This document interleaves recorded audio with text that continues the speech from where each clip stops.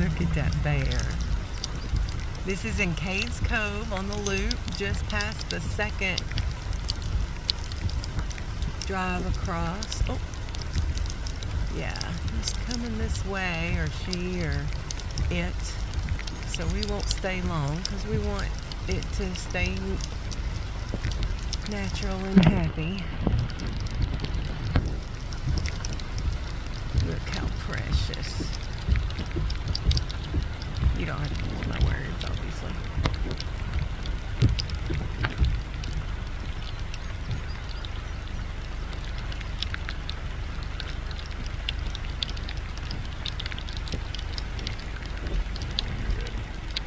Yeah, go ahead.